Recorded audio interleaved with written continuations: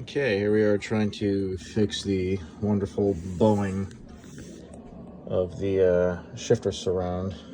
Here it was bowed up, out, peeling away. It was like in 4 different directions. This thing was just completely separated. So we're going to try this method to see if we can hold it down.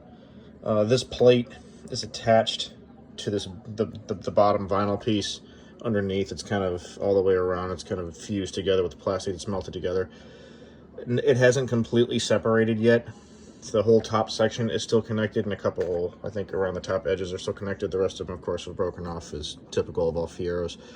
I think what I'm going to do is, after I get the vinyl all separated, after I get the vinyl all reconnected and looking at least decent again, I might reconnect all of those all the way around. You don't really have to, because inside here, these are the 4 screws. There's 2 there, 2 there, that basically hold this plate down to the center tunnel of the Fiero, which in turn holds down the vinyl piece. But if you can reconnect it, you won't have these bowing corners situation happening, which I still got to fix this side too. This side isn't quite as bad. It's nowhere near as bad actually as this side was. So I'm gonna kind of clamp this together, let it sit for a day or so, come back to it, do that side. I have new ashtrays and new doors. I got to clean this. Probably going to end up getting a new boot. This one's starting to get some tears on it, so get it all cleaned up. I'd like to have another shifter plate because this one's kind of beat. But, I mean, it is what it is. So we'll see how this comes out first. I mean, after all, it can't be any worse than it already is. But we'll get this done. We'll attack the other side here. You can kind of see it bowing. Very, very little, but it's still bowing. Front's not bad, and the back's not bad at all. Get it cleaned up, get some new doors on it, and then we'll see what we're going to do. Maybe I'll put some kind of a vinyl over this or something. I don't know. Maybe just leave it like this for now. Who knows? But at least it'll be a hell of an improvement from what it used to be. So, get this back together, and I'll see you when it's done. The magic of editing. All right, back on the console. It worked perfectly. Kept it completely flat, so I put a little bit more and got a little bit overzealous. Out there, so I'll have to get that out of there, but I don't think that's going to be too big of a problem. I just put just enough now to kind of hold it down, so I'm holding the plate down. I had another idea about putting metal brackets under it so that you could remove it, and that's still an option. I'm going to do it up here, I think, a little bit too. But I got the 4 corners at least down, so it will be flat when it's in the car again, which will be nice, because God knows the last time it was like that. This car's been sitting for quite some time. Yeah, I'm not sure what I'm going to do about all these yet. It looks kind of rough. It's definitely scratched. I've got new doors, which are here, 2 brand new doors. So I'm going to put those on it. I've got new ashtrays too. I could strip the other ones, but I think it's just easier. And they're cheap enough. I'll just toss new ones in it. I need to get a new boot. And obviously it still needs to be thoroughly cleaned, at least in the center here. But yeah, I'm going to let that kind of cure for a little bit here. And we'll get a video of me like removing all of this and then cleaning up that little blob right there.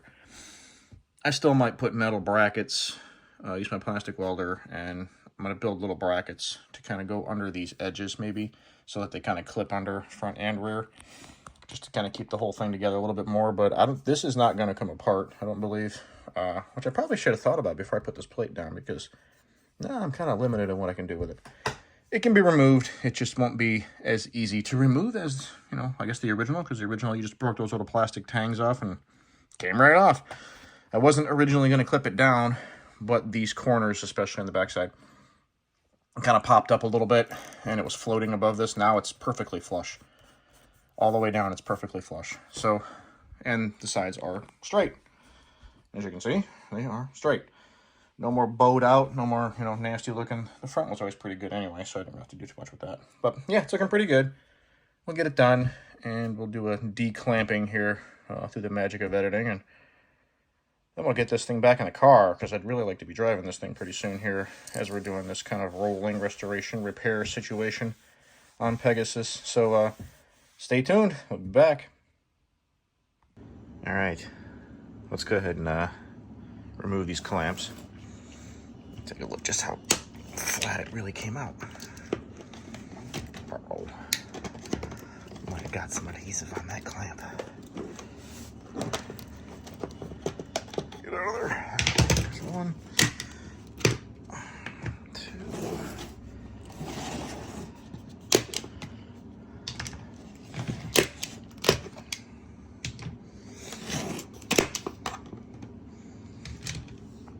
Okay. Yeah, it's pretty flat.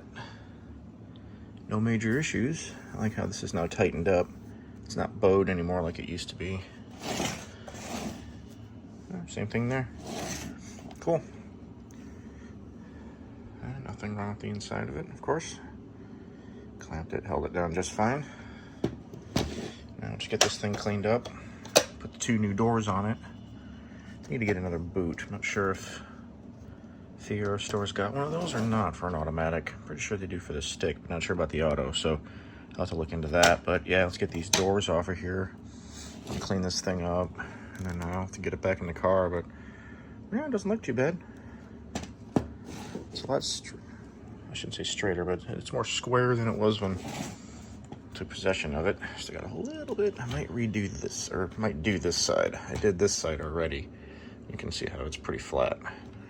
I have not done this side yet, so I'll probably do that and get that slight. It's not real big.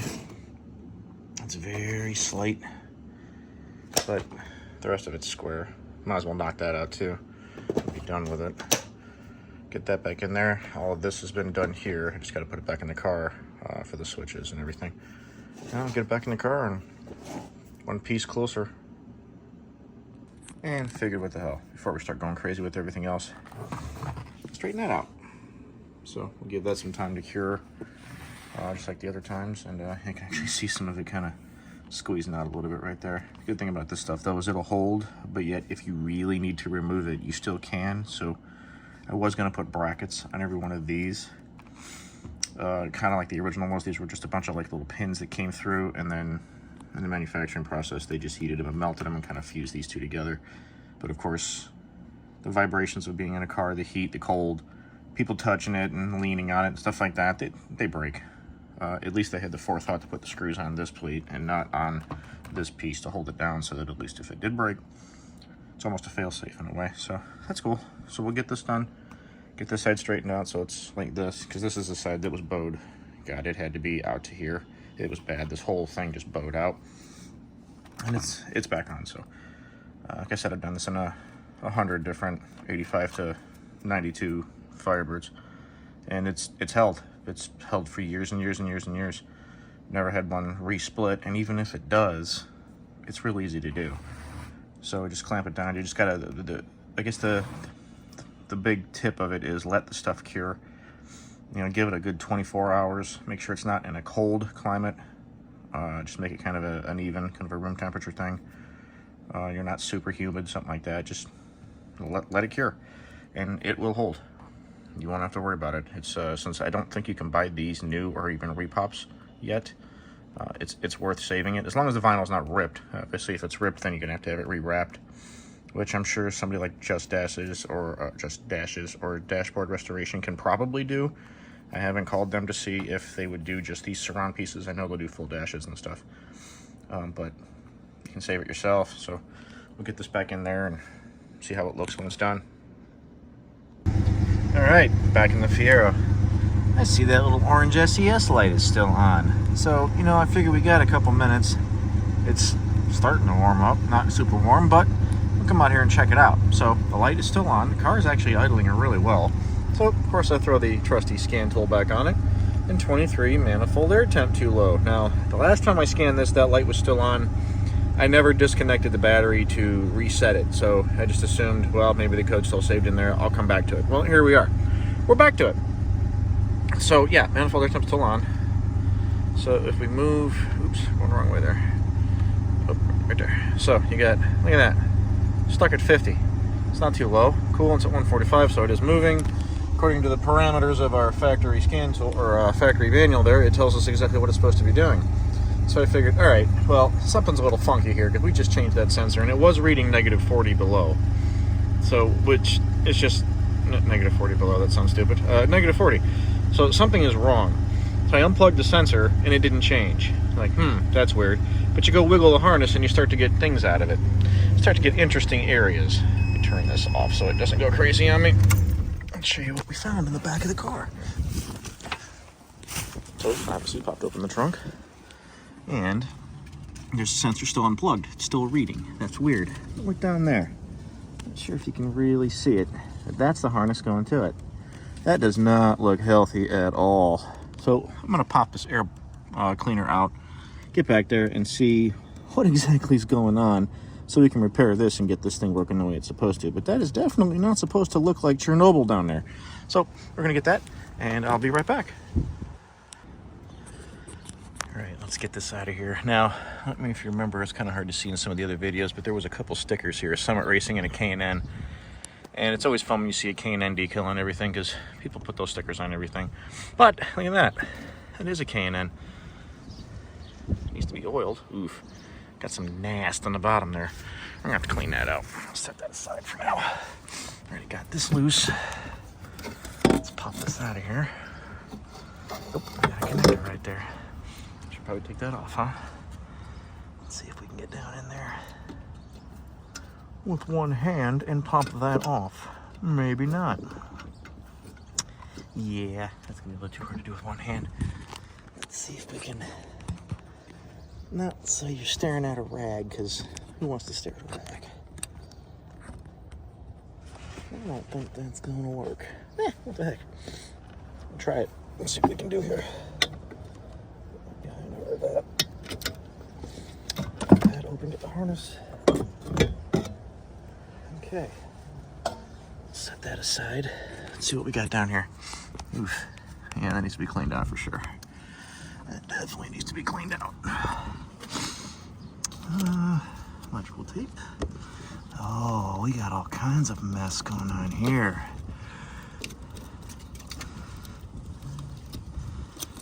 What is going on here?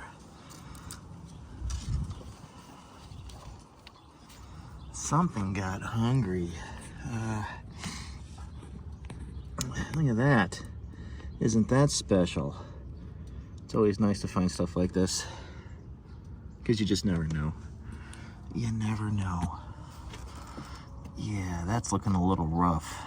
Not sure what this relay controls. I'm gonna have to look that up. It's not cooling fan, because that actually came on, but there's no way that this relay is functioning the way that it was intended with this many wires broken and cut. So let me get that out of there and see if we can get some access to it so I can repair all those wires, put them back together. Looks like there might have been a furry inhabitant in here at some point and decided that, ooh, that's lunch. Never understood why they eat those though. But there you go. All right, let me get that out of there and we'll see what we can do. All right, a couple minutes here. This one was completely broken. I haven't looked it up yet, but this might be for the cooling fan. And I'm wondering if that's the air conditioning trigger. So when you turn the AC on, it's supposed to turn the cooling fan on. I'm not sure if that worked. I don't remember. I'd have to look. But that might be what that was for, because it is pinned off of this one too. And the cooling fan does work now, so it's got to be from the AC. This one just had a small crack in the insulation. The wire underneath it was perfectly fine. It was just a tiny little one, so I wrapped some tape on it just for now to kind of keep some water and garbage from getting in there. I'll probably end up just replacing all of these anyway and putting a new pigtail on this. So you can see all the factory sealant and stuff they put on there. The otherwise were all fine. And then these two, obviously the ones for the manifold air temp sensor. One was completely broken. The other one was hanging on by, I want to say, I'm not sure you can really see it if it focuses in on it. Like one or two of those strands, it was what it was actually hanging in on. It was a little rough. So as soon as I touched it, it just broke. So I'm going to put all this back into some loom, tape the ends of it up to keep it kind of protected a little bit, mount the relays back on the wall, and plug everything back in. Clean the gearbox up, fire it back off, erase the code, and see what happens. Hopefully that should fix it though. I mean, can't have broken wires. Computer doesn't know what to do without them. Another thing I didn't mention when we were talking about doing the temp sensor wiring connectors and why sometimes I don't use solder and sometimes I do. A main reason that I don't sometimes is if you solder these connections, especially in an engine bay where there's a lot of vibrations and things and where wires can move, the solder will actually break and it'll break a connection because this isn't flexible at all. When you solder it, it becomes a solid piece. Sometimes you don't need like really any flexibility in them. Sometimes you do. An engine bay where it gets hot and stuff, I just kind of like to do it this way. It's completely sealed, it's waterproof. You want the moisture out of there, so when I shrink these, I always start in the center, work my way out. You don't want any moisture. That will cause corrosion later. And of course we don't need that. Corrosion is bad. So so sometimes butt connectors work fine too, but once again, you don't have flexibility, but they don't break. So depending on what you're doing, butt connectors this way or hard soldering it works. It just depends on the circuit that you're putting the wires on and what you're doing with them. Interior ones, butt connectors and soldering is great. Sometimes under the hood, you don't want to use those. Sometimes you do. It just depends. So let's get this all back together. Erase the code and fire pack off. We should be one step closer to be able to no longer have an SES light coming on, which will be pretty sweet. So let's get this wrapped up and see what it does. All right, time to get rid of the nasty. Might not be able to hear anything with this loud monster. Let's just see what we can get out of there, huh?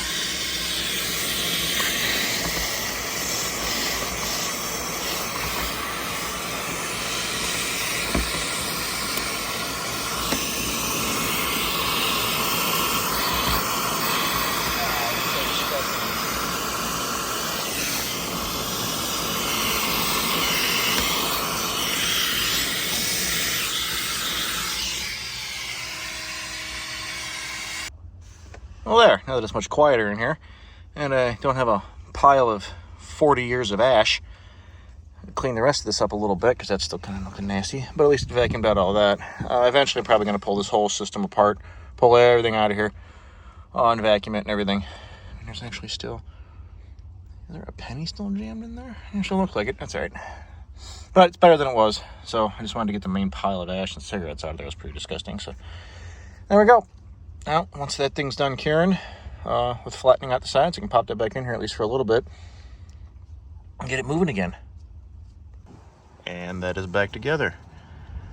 Not hard. That was actually pretty easy. Looks like I vacuumed it all out too. I figured I might as well get some of that nast out of there. I'm going to pop this all back apart anyway, because I think when it's warmer out, I'm going to take this whole thing down, strip it, repaint it. Looks like somebody at some point had over-oiled the K&N filter. There was a lot of oil on the bottom of it. Pretty typical. If you have a K&N, don't over-oil it. It doesn't need much. May even take the K&N out. I don't know yet.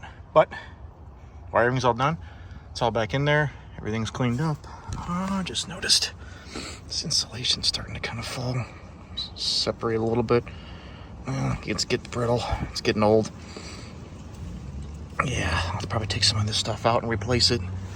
Find something a little better to put up in there. But at least we found a rat's nest of whatever was up in there before. So plug back in, fire it back off here, clean up the tools and see how she runs. Should be doing pretty good now though. All right, it's time to remove the board. Let's see if we can do this with one hand. This will be tough.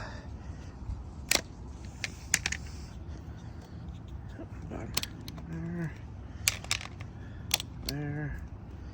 Uh-oh. I had that lid on and stuck there. Oh, great. Yep.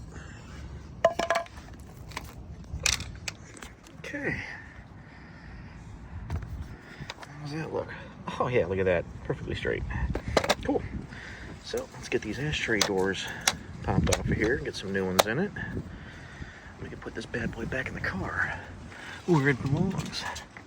I just had the scan tool hooked up again, still due to that intake air temp sensor code, and the problem's gone. The wiring helped. It fixed it, of course.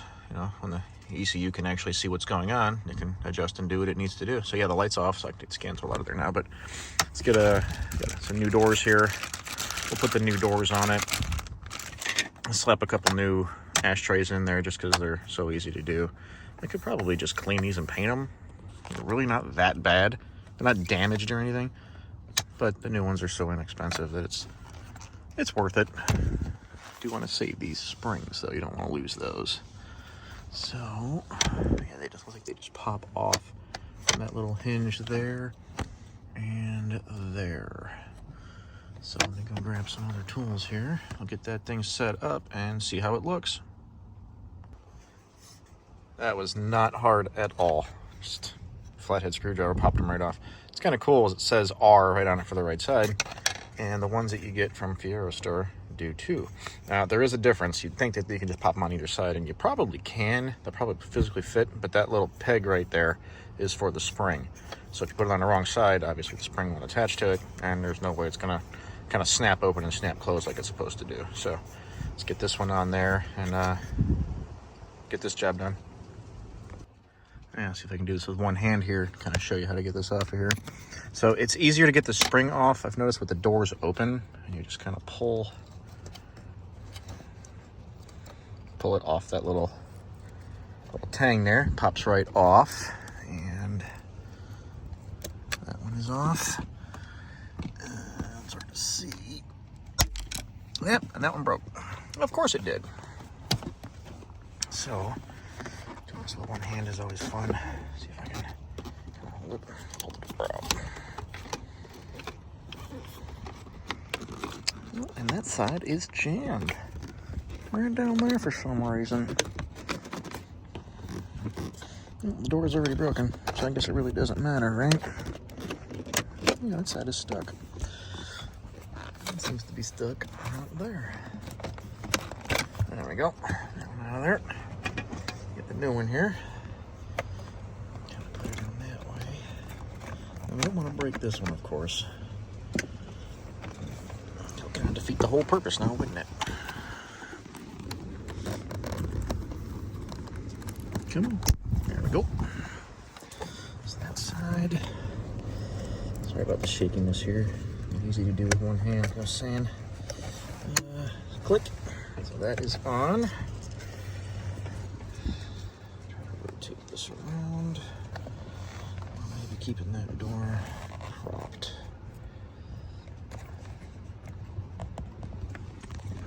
Just can't get it with the one hand. There we go. Like that. That's all it really takes. Closes nice. Oh yeah, that looks a lot better. Look at that. Pretty cool. Now let's get this bad boy back in the car. I also want to put the new assembly here back on, so I think that's going to make a big difference too. All right, let me go grab a couple more things and let's get this one done. Okay, so plugging this back in was obviously straightforward. Just plug in the 3 connectors, and there are 4 bolts that hold this down. Or is there? No, there's only 3.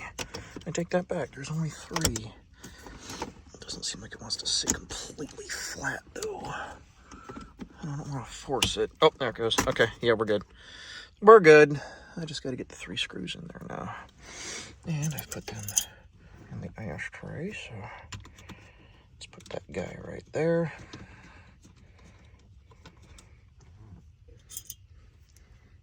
Don't remember if these were all long screwed. Yeah, I guess they were. Okay. So, let's get this. I don't want to go cranking on it. We just want to kind of get it in there. Get all 3 in. Now I know this tab was broken before and it's still a little loose, so it is what it is. They don't fit absolutely perfect, that's for sure. Let's grab another one of the million screws here. Put that bad boy back in place.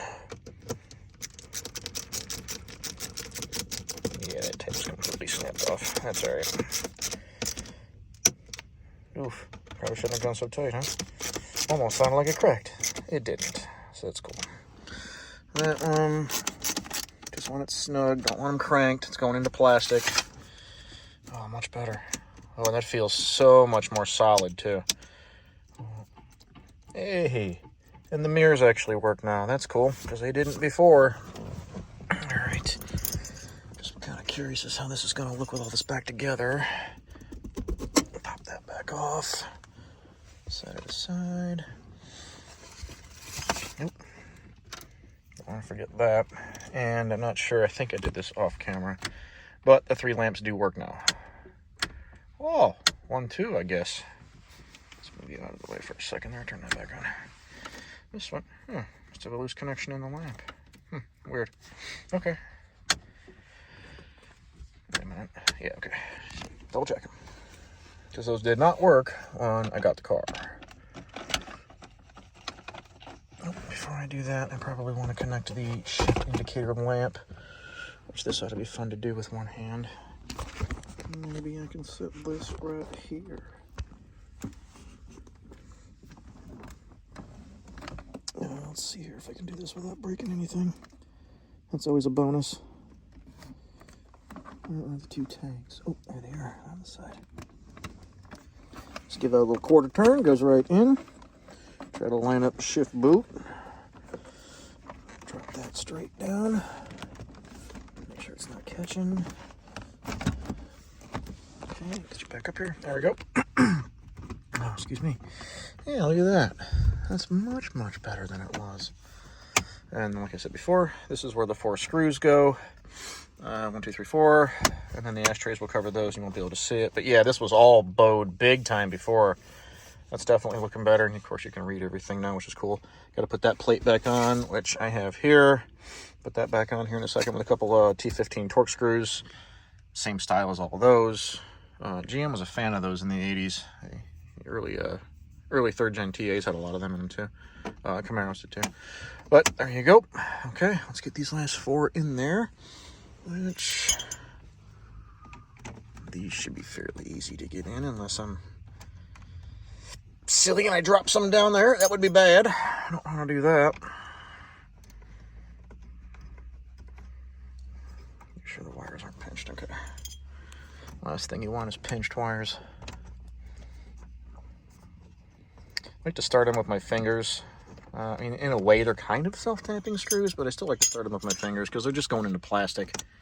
You don't want to just go in there and just send it, especially with any, if you're using like an electric driver or anything like that, which typically I do use electric drivers, but not on stuff like this. I like to be able to feel it. So I've got this ratcheting screwdriver I've been using for years on interior stuff, and it works amazingly well. So let's get this in there. Get more right there. And one more over here.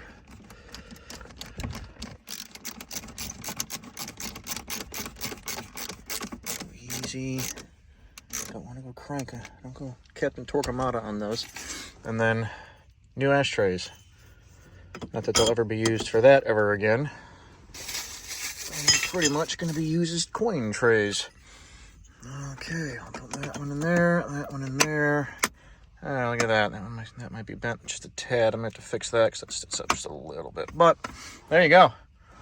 That's way better. Now if I can just do something about this plate, I'll have a complete car again. Be pretty sweet. I'll set that on there just to kind of get the look. But yeah, there you go. Let's shifter. Good old leather wrap shifter knob. It's back down. And there is this metal clip that just goes in the front and holds it. It's actually easier if you put the clip into the shifter first and get it started. Then when you push the shifter down, you just push it in and you're good to go. Yep, it's got a little bit of tension on it. Get my other hand. Let me do this off camera because holding this and the camera is a little tricky. Hang on a second. And there it is, completely done. Good to go. Ashtrays are in, I bent them. They work just fine. Lights all light up now. Looks good. Everything's gonna be nice and sweet. I can drive this thing at night and actually be able to see what's going on. Not that you really need to see these because you know what gear you're in. But I got some suggestions on that button and I found another one. And it was super cheap. So I've got, what, 6 tries there to get that off there without breaking it? If not, I can use this whole thing. Either way, doesn't matter. But, yep, got a spare. So I'll be fixing that button here before too long. So it functions, it just doesn't have a button.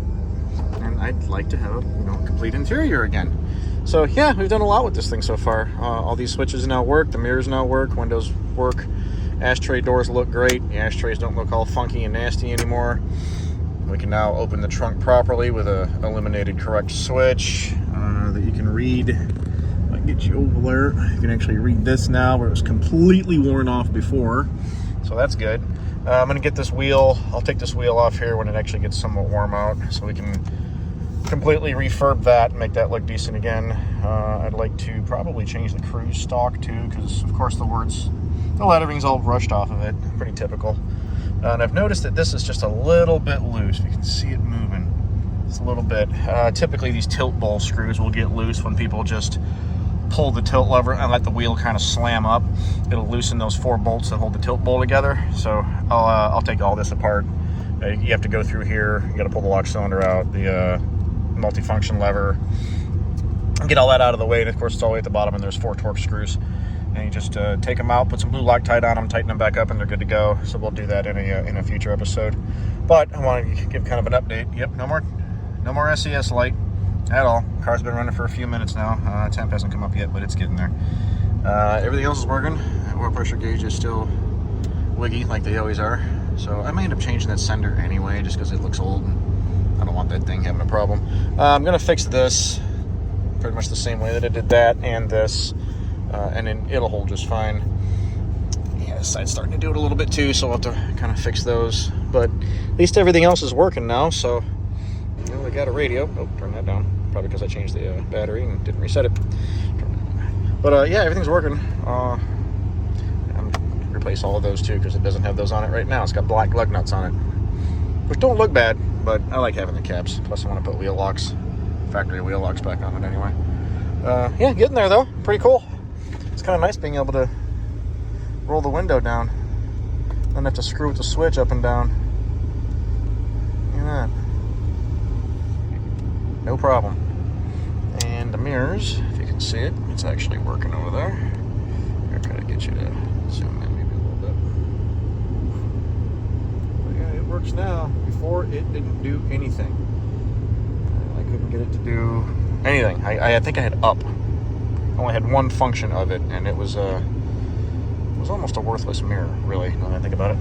But, God, they're so dirty. It's so nice. I can actually use the mirrors now. So, yeah, once I get it all cleaned up, take this thing for a ride and see what other issues arise from a car that's been sitting for quite some time. Because after looking at the mileage on this, from the mileage of when the previous owner took possession of it, there's only not even, I think there's 1 mile put on it since then. So it's been sitting for some time. So we're slowly bringing her back to life. I really want to, that kind of bugs me down there. I'll fix that. But we'll get it back together. Take it for a ride here soon and see what else arises. I think, does the washer pump even work? Yeah. Okay. Not sure if the washer pump even works. It's probably out of fluid, but typical, the pumps kind of wear out on these. But yeah, we'll get that in a future episode too. I still got to do speakers. I haven't done that yet. It's still just kind of sitting there open with an open hole. So I'll get a couple speakers in here. At least for the front. I still got to find a grill for the rear somehow, or find something I can put up there to make it work. But we're getting there. But yeah, no check engine light now. Everything's running pretty good. Project Pegasus can be back on the road before you know it. Stay tuned. Look at that. Everything's working now. Isn't that pretty cool? It's nice to have power windows that actually go all the way down and all the way up. Nice to have power mirrors too. Pretty sweet. All the gauges work. No more check engine light. Finally found the problem with that. Radio works. Heater works. That thing obviously has a mind of its own. Temp gauge works. Get my glasses out of the way, and you can see here new switches, new cover, new ashtrays, new ashtray doors. The lights all work. Plates back on. This isn't bowed out anymore. This isn't bowed out. Both sides were bowed out, kind of like that is. I still gotta fix that. This was bowed, this was bowed. The back door was bowed. Now it's all back in. Everything is mounted. Everything is solid. Functional car. There we go. We have all the lights working now. Trunk switch. Both the ashtray doors are open, plus you can see the indicator. So you close these. Now let's turn the radio down just a tail there. Let's do a Cavs game, of course. Yep, the indicator now lights up. Everything's working. We no longer have an SES light, which should be in the center section there. And everything else is working. Cool. Not that the ashtray lights are a huge deal, but hey, it's nice to have everything functioning the way it should. The only thing I'm not sure about, and I can kind of see it, camera doesn't really pick it up. Kind of a little bit. Right there, you see a little bit of light peeking through.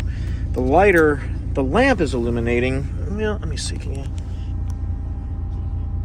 Oh yeah, I guess you can see it. It is lit. Not that I use the lighter for anything anyway. It'll just be a charging port for anything else. But yeah, everything's working. We're doing pretty good. The radio doesn't detract. I almost kind of wish that this was a little bit more red instead of that white. But hey, everything else is red on it. And boy, on the camera, it looks more orange, but it is definitely bright red. And it matches those almost exactly. But the gauges are all functioning properly. It's nice to have that lit up. You can actually tell what it is. Everything's working.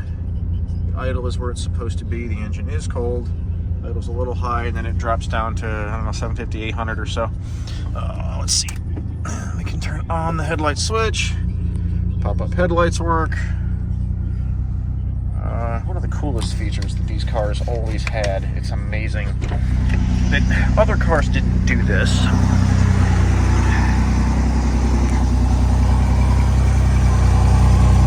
at that. Yeah. If that's not marketing, I don't know what is. Cool. Well, join us next time. Maybe we'll tackle the headliner. I don't know. There's a million things to do. I want to check over the suspension and the brakes and make sure everything's good there. And get a set of tires, get a new set of shoes on this bad boy, and get it back on the road. All right, thanks for joining.